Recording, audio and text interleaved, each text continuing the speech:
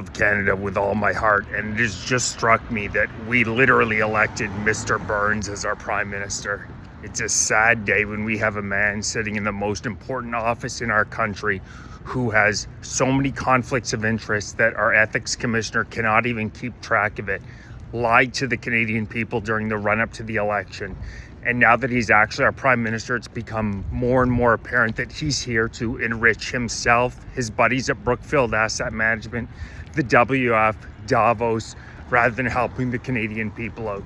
Of the 10 major infrastructure projects that Carney announced this week, 7 he stands to benefit directly from, and he just lied to us. You look in the run-up to the election, direct quote from Carney was, "All I own is real estate and personal cash." A lot of people debated that, disputed that. It's now indisputable. Carney was straight up lying to the Canadian people. He owns stocks in over 570 companies, over 90 of which are based in the United States of America. This is a man who, during Trudeau's disastrous tenure as Prime Minister, was one of Trudeau's chief economic advisors, and he has over 90% of his investments in the United States. Does that sound, just off the top of your head, to you like somebody who's looking out for the best interest of the Canadian people? Because it certainly doesn't seem that way to me. He'll virtue signal about how green initiatives are the future, how we have to be so concerned with the environment, yet you look at his investments through Brookfield Asset Management. Well, he's saying we can't take advantage of our liquefied natural gas, which Germany, Japan, China are absolutely begging for, and is over 50% cleaner than the coal that's currently used in those countries. Well, he says we can't export our oil. Well, we can't take advantage of the incredible natural resources that we have in Canada for so-called climate reasons. In his personal investments through Brookfield Asset Management, he's invested in at least 15 different oil companies. So when you really look into Carney, it's not that the man is looking out for the environment and green initiatives. The fact of the matter is he's only interested in green initiatives that he directly can profit from. Of the 10 major infrastructure deals that he spoke about last week, 7 are green initiatives that he is set to directly profit from. He put his money into a so-called blind trust after he was elected our Prime Minister, but that's a totally misleading statement as to what the man has done. He is fully well aware of where his over 570 investments are. So how can the man be trusted to look out for the Canadian people first when, by his own admission, he owns over 570 companies, over 90 of which are in the United States of America? If the man truly put Canada first, and he'd been one of our chief economic advisors under Justin Trudeau for the past decade, would he not have more than 9% of his investments in that country? And I'm in Canada, and I'm overstating it there. It's sad. It's really sad to have elected a man who showed up for 2 days in the House of Commons after a 3-month summer vacation. He was in the office for literally 2 days, then he booted it out to Mexico. You can just see when he speaks to reporters, when he interacts with normal, everyday people, the elitism that this man displays just drips off him. The condescension when he's dealing with our reporters on a day-to-day basis.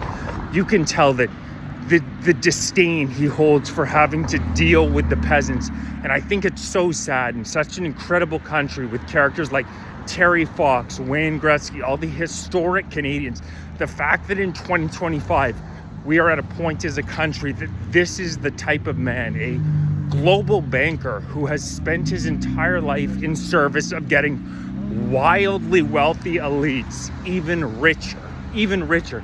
A man who was identified by the DOJ as being involved in a so-called climate cartel, where they would literally threaten major industries if they didn't go along. Look into it. The DOJ, Jim Jordan, were looking into Carney's company. I'm forgetting the acronym right now, but what they were doing was essentially acting like thugs and threatening companies to get in line with their green initiatives. Otherwise, there would be major repercussions. This man, you can just look at him in the eyes, the way that he speaks, his lack of eye contact, his all the time, which are clear indicators. Anybody who knows psychology, these are absolutely clear indicators of a liar who continually inserts Because they're not being truthful. They have to slowly process what it is they're saying. If you notice, Trudeau did it in very much the same way. Now, Trudeau is a slightly better actor than Carney is, but it's the same idea. Canadians need to wake up to the fact that our Prime Minister is overseeing what is sure to become an even more corrupt administration than Justin Trudeau did. Chrystia Freeland, who just resigned, oversaw 1 billion Canadian taxpayer dollars going to China to build 4 ferries. She claimed that the government had no notification whatsoever, that it was a BC Ferries decision, that she was looking out for the Canadian people, that they were being honest in the run-up to the election, that they were going to protect Canadian jobs. Just came out today that they had 6 weeks notice, and Chrystia Freeland got up in front of the House of Commons. You better bet your ass that Mark Carney had awareness of this as well.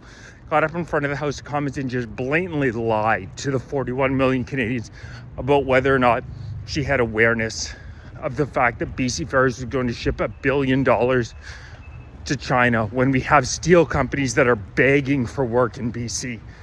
It's truly sad. In the absence of Carney, Melanie Joly looks as though she's drunk. She literally looks as though she's drunk while she's talking to the Canadian people in the House of Commons.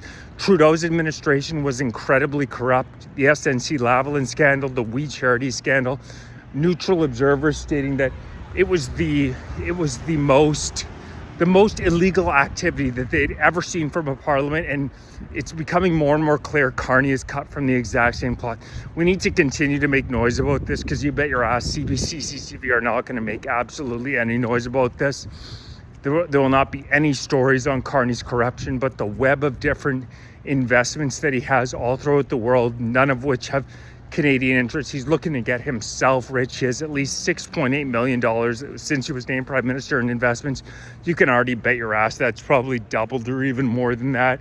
This $13 billion infrastructure deal, Build Canada Homes, where the math doesn't even make sense in terms of how much the houses are going to cost, and they're small houses. The corruption is disgusting. It reeks off this guy. The elitism reeks off this guy. I just thought of the similarity, but we literally have elected Mr. Burns as our Prime Minister. And if Canadians don't wake up to that, demand that we cannot withstand 4 years of this man. There's not a shot in hell that Canadians can withstand 4 years as this elitist who could give 2 damns about middle and lower class Canadians. He doesn't care about the record high unemployment. He doesn't care that we have the highest CPI in the G7. That does not affect Mark Carney. Matter of fact, it probably makes some more money. Canadians need to wake up to this. Please like, share, subscribe, join, become a member. Spread this message as far as you can. If you're watching on TikTok, make sure you're following on YouTube, youtube.com/@FightForCanada 2025. Some over 17K followers, and the Canadian government is not a big fan of this. And Canadian patriots need to rise up and shut this corrupt government down.